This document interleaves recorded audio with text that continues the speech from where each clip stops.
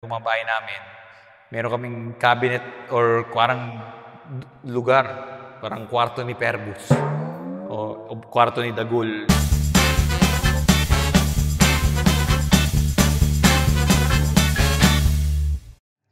What's up mga gala? Kim Carlos here, and in this video gagawin na natin yung ating full tour ng vlog dito sa Casa Carlos. So yan, makikita nyo dito sa likod ko, ito yung garage gate. Ito yung main entrance na may accent light ng Meralco. Yan, so Meralco baka naman. Sa labas mayroon siyang garage na may polycarbonate roof. Yan nga. Yan, unusual ang aming ang shape ng aming lot. So ngayon dito ang aming plant box na maliliit pa lang. Then papasok tayo. Yan lang, isang buong lang fence na yan. Yan lang yung buong fence natin. Tara, pasok. Actually, nasa reverse corner lot, the corner lot. Dito kami sa reverse corner lot. So papasok tayo. Yan, hi to the vlog. Yan, tayo papasok sa vlog. Sa vlog tuloy, papasok sa ating bahay. So, itong carport. Yan. Ito nakita niyo sa pre-video ko, di ba? Rush. So, ngayon, 5 years na siya. Eh, may mga gamit pa yung konti kasi may mga back jobs pa yung mga trabahador. So, ito ang aming tiles, mga outside tiles, mga high impact resistance tiles. Kasi nga, carport to. 2 carports. So, dalawa ang pwede ma-park dito. So, ito yung back version. Rear version. Kaya pwede pa mag-isang carport dito. Car parking. Yan. Yan. So, pwede pa isa dito. Sa bahay namin, ang ginawa namin, pinasagad namin o nag-firewall kami sa isang side. Ang side na yun, yung back side. Kasi dito sa subdivision ito pwede na hindi sa gilid yung firewall. So sa likod namin pinagawa yung firewall para masulit. Kasi this is a 171 lot. Dahil parang trapezoid, diagonal. Yung isang side. Tapos, ang floor area niya is 255. So, itong side na to, kaya hanggang dun lang yun. Hindi na siya makakukonect sa likod kasi firewall na nga yun ito. So, ito, pinili namin itong white pebbles. Pero hindi namin ginit na para makapaglagay kami ng halaman dito in the future. Kasi currently ngayon, 1 month na kami. 1 month na kami dito sa sa bahay. So marami pang mga kailangan ilagay. Pero ayaw namin biglayin kasi nga kailangan namin unti-untiin dahil sa budget. So yan, may mga outside na rin kami, outlets. Yan, mga motor resistant. So dito plano maglagay ng plants. Tapos yun, mga may nagbigay. So thank you, My World in Minutes. Ayan. Sa aming sa mga pambatang pang-kids area. Okay? So, yan dito ilalagyan ng mga hose para sa para sa pag-car wash. Para may water supply. Doon tayo sa kabilang side. Ito, meron din dito. Ito yung extra pintuan na sinasabi ko. Connected dyan dito sa loob. Sa kabilang side, ito yung main entrance step. Pero mamaya pa tayo papasok dito sa main door. So yan, nakita mo po rin ito yung wires na dito sa Meralco. Pero yan, mayroon din siyang polycarbonate yung taas ng entrance. Sa yung halaman. Yan po lang yung mga konting halaman namin, mga bigay, saka mga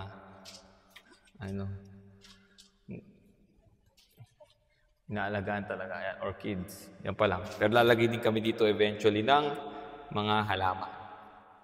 So white pebbles. Para less maintenance, ayaw namin yung naka-semento rin dyan.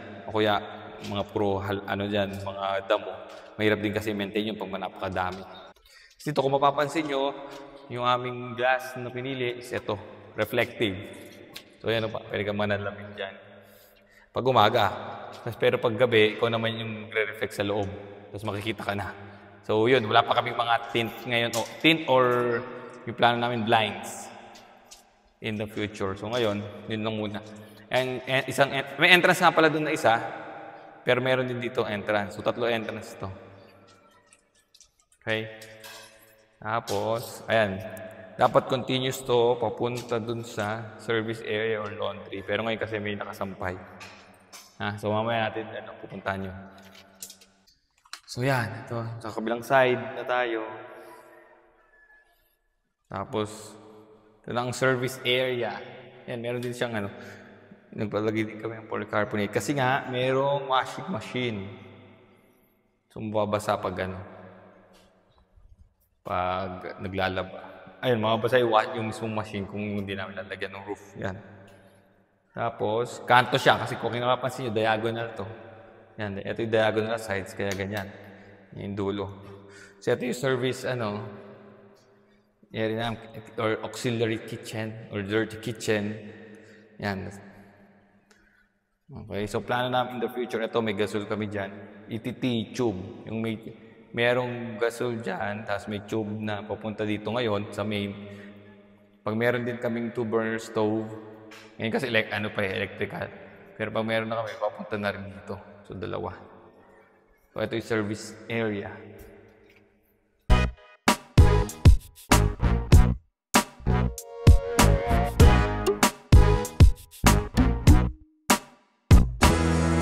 So, tara, pasok tayo dito sa loob. So dito, gusto namin open space or open concept na wala masyadong division yung living, living, and then dining, and then yung kitchen. Okay, so continuous lang kaya para maluwag. Kaya as much as possible, ayaw namin masyadong marami. So yan, ang ginawa lang namin dahil gusto namin less maintenance tong bahay. Konti lang as much as possible yung mga cove lights na ganyan. So, itong 2 lang. The rest, puro mga flat na lang.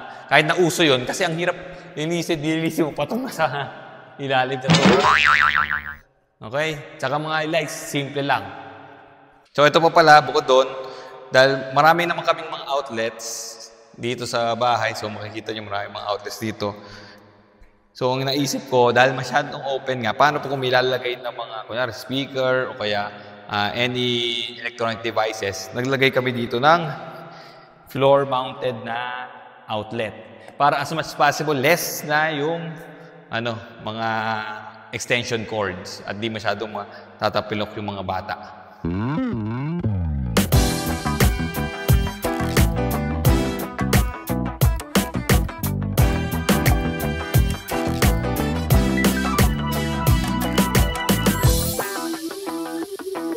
So mula dito sa dining, punta tayo dito sa ating kitchen or island pala muna.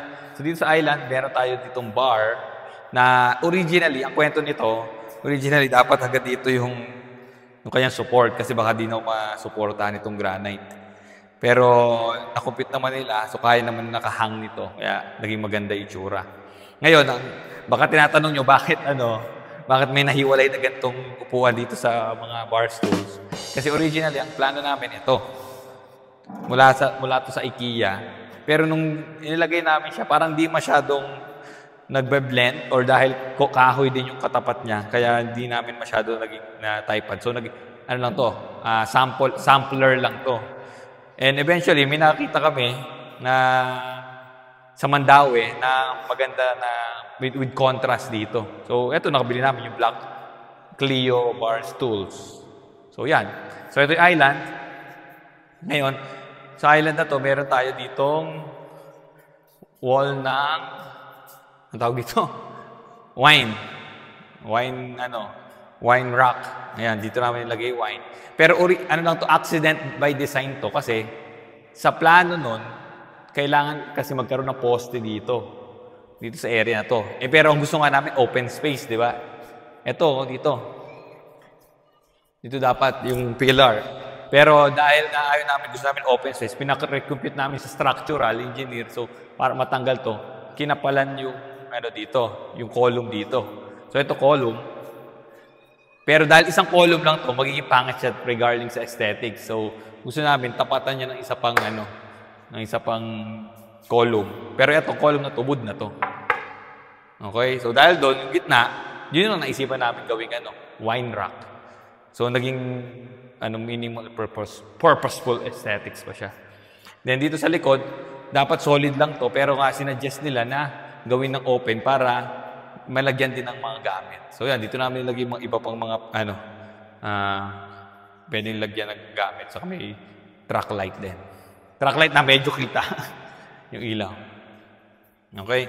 Then ito naman yung mismong island na may mga sets of cabinets tsaka sink din. Ito para kunyari magkakaroon ng coffee, gagawa ng coffee. Pwede mag-prepare dito. Parang ito na yung minibar na iabot nung magpe-prepare dito.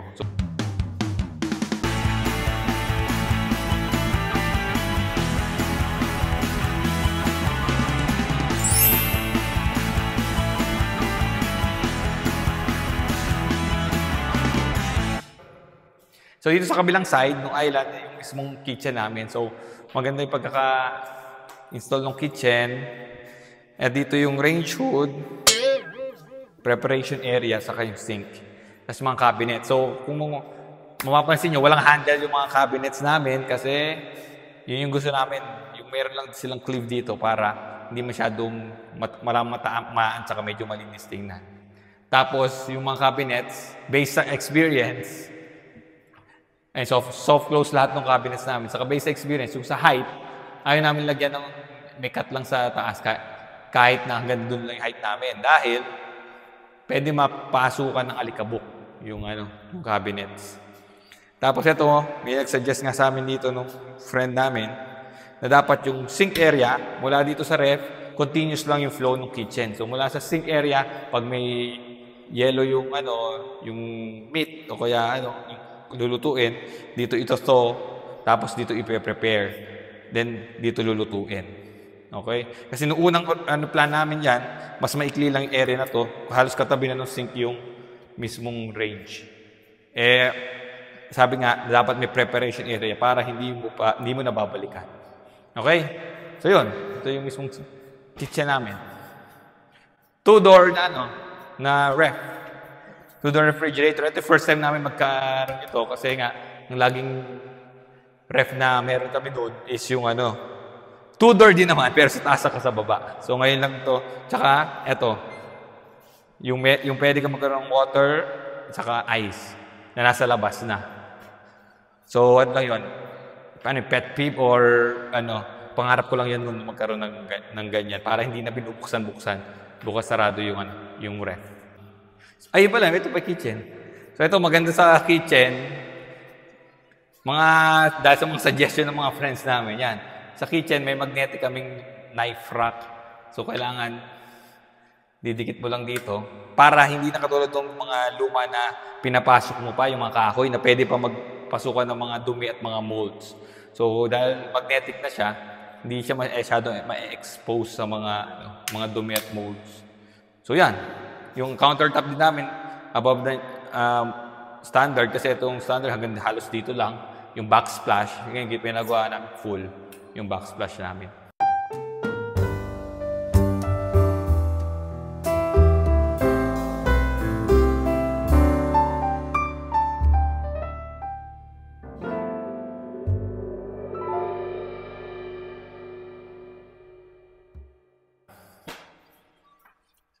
Pagkatapos itong kitchen, ito naman ang aming pantry. Dito ang aming mga groceries.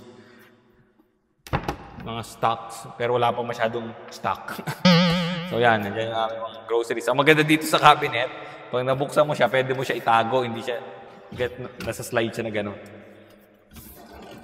Okay? So yun, nasa slide din siya. Tapos may mga ibang cabinets dito. Kunyari, ito taas. Hindi na namin katulad nito na may clip na pwede mong hilahin lang sa sarado. Kasi dito, hindi mo na masyadong abot. So kailangan, ang opening na nila, yung depress. Gaganyan mo lang. Bubukas na siya. Yun. So, balik tayo dito sa main area. So, ito, first room is guest room or yaya's room. Punta tayo dyan. And then, ito yung may access dun sa CR. So, powder room yan din. May CR sa loob. And ito yung pinto na access dun sa labas kanina. Yung papuntang garage. Okay na?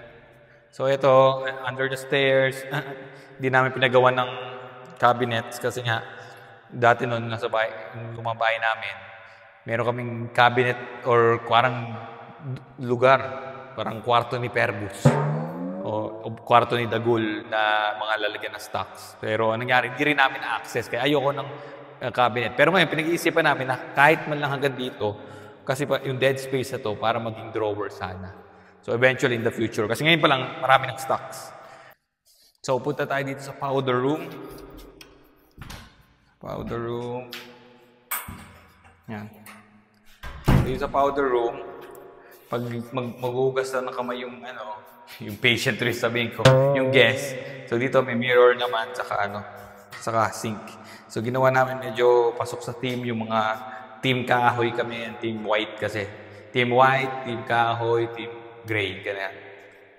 Black. So ganyan. Meron din kami nilagyan dito na compartment para sa mga toiletries. Pag siya, bukod sa number 1 sa number 2 dito sa CR. Mag-CR na mismo maliligo, number 1, number 2, may mirror din, may sink. Same din ang theme. Tapos merong parang wood-like tiles and aesthetics. So, toilet, water closet, showers, may exhaust. Ayaw namin yung typical na CR na ito ay PVC, yung plastic, kasi nga ito mababasa. So, kami gusto pa rin namin wood. So, kung sakali masira, palitan lang namin. Kasi kesa pangat yung aesthetics niya.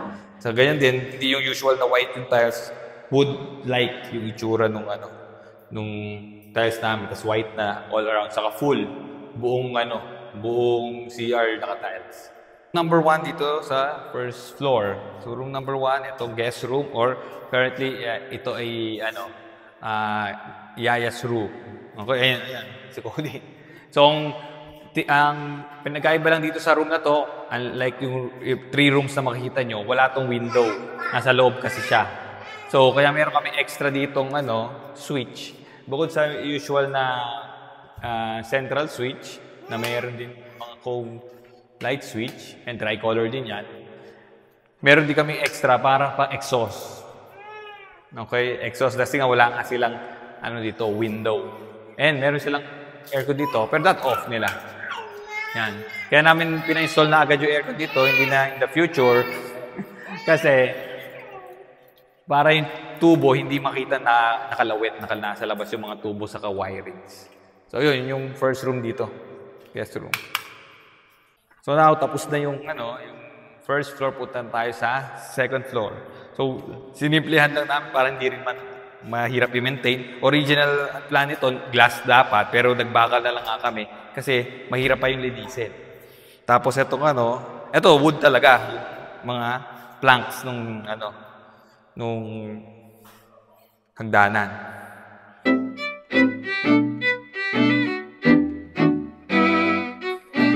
So pupunta din sa second floor, ito aming parang chandelier. So kung papansin nyo, 3 lang yung halos mga drop light namin, mga accent lights. Kasi gusto namin as much as possible, simple at konti lang yung mga accents. Pagdating dito, kung gray tiles doon sa first floor, dito sa second floor, puro mga wood-like tiles. So gusto namin wood texture, pero tiles pa rin siya para madaling maintain. And originally, dito naman, buksan na dilaw. Ang aming family room area or parang living area. So, dapat terrace to, pero nga dahil sa setbacks, napag-isipan lang namin ipasok. Dito sa family area, wala pa kami, non-furnished pa to, hindi pa to na-furnish. Pero dito pwede maglagay ng sofa, manood ng TV, o kaya manood ng movies. Tapos, eto, walaan nyo kung to, kung totoong kahoy to. Well, tinanong ko na, so sabihin, malamang hindi. So, bakal to, na pinaint lang na mukhang wood. Ito. Nung una kasi na plano pa, ano to eh, dito, concrete to. So, sarado. Sabi ni Abby na, medyo masikip daw yung feeling, kaya ginawa namin open. Kaya nilagyan lang namin ng mga metal slats na wood-like itsura. And then, ito lang yung wall na mayroong gray na itsura. Halos lahat kasi puro parang white. Kumbaga, accent wall lang, para hindi puro monotone lang yung makikita mo dito.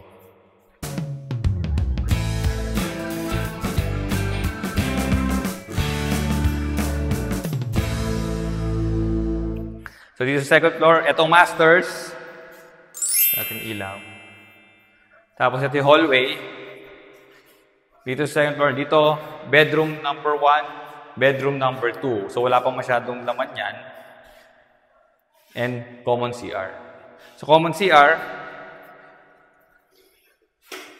yan, makikita nyo na parang same sila ng architecture nung ground floor CR. So, sink, toilet, tapos shower. Pinagkaiba lang ito, may heater na single point.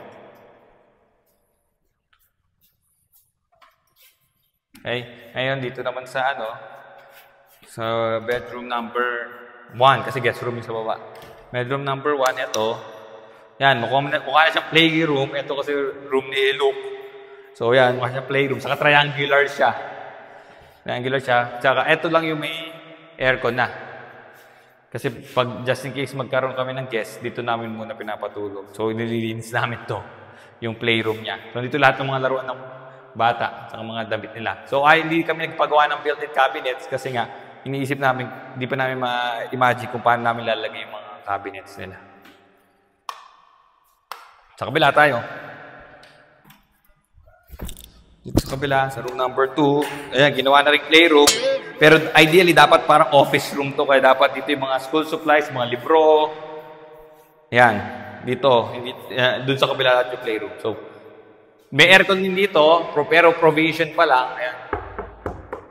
So, tinatakpan muna namin kasi nga, para pag nagka-budget na, malalagay na kami dito. Or kung mayroon na mismo magsistay dito. So, yan yung room number 2. Same size lang sila halos by square meter, pero mukha lang itong square. Dahil nasa bandang dulo, yun mas triangular.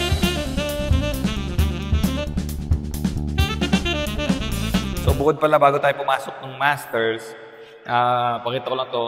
Ito, di ba may switch kanina sa baba? Ngayon may switch din dito sa taas. So tinatawag namin tong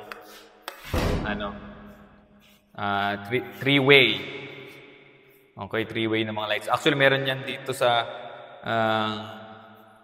stairs, sa kitchen, saka dun sa labas. So, let's go to the masters. So, dito sa master, pinakamalaking, room. So, paano ba ito? Yan. So, dito sa masters, ito pinakamalaking room. Sa 4 rooms dito. So, may parang mini hallway, and electric fan. So, currently, wala pa kaming mga dito, furnishings. Yan, kasi nga may mga bata pa. So, bed pa lang yun nandito. Window, and then aircon. 3-way din ang aming switch dito. Kasi pag in-off na doon, pag gusto patay na ilaw, dito rin dapat sa gilid. Ito, naka-ready na to sa side table, kaya medyo mas mataas yung outlet nila kumpara sa usual. Okay? So, yun lang ang sa masters. Pero kung tataka kayo sa CR, ito kasi ay ang aming hidden wall. Ito na yung accent wall niya. At the same time, hidden na wall na pag pinush mo, mapupunta ka sa ibang dimension. Ibang dimension or mapupunta ka dito sa aming walk-in closet. Yan. Tara. Dito sa walk-in closet, pag diniretso mo, yung mismong aming masters na CR. So, marami lang gamit ngayon. Kasi dito madalas ang ginagamit eh. So, same concept lang din halos. Wood yung sa CR, wood din yung door. Pero black ko lang yung accents namin katulad sa kitchen. Black, imbes na chrome. Kasi kami naman gagamit dito. Kasi nga, di ba sinasabi nila na pag black, madali daw magkaroon ng water stains. So, kami naman gagamit dito. Saka gusto namin medyo maganda itsura. So, lagi namin pinupunasan yan. Yung mga fixtures na black. Doon sa mga common areas, like common CRs, saka sa ibang powder room, naka-chrome kami. Kasi nga, maraming gagamit doon kasi hindi namin ma-maintain. So, sila dapat ang maintain. Dito naman ang walk-in closet. So, simple lang walk-in closet namin. His, hers, yan. And then, dun sa dulo, mayroong vanity mirror. So, magulo pa. Hindi pa namin naayos to. Pero, eventually, pag naayos namin, mas maging smooth yung paggamit namin. So, yun. So, I hope you like the video. Kung may mga comments kayo, may mga questions, pwede namin kayo matulungan regarding sa pag-isip ng design. Magsasuggest. Di kami architect, pero based sa experience namin, kung ano yung mga naging magandang pwedeng gawin doon sa bahay nyo. So, salamat sa papanood. #KinCarlo. So, see you sa next video. Mga gala!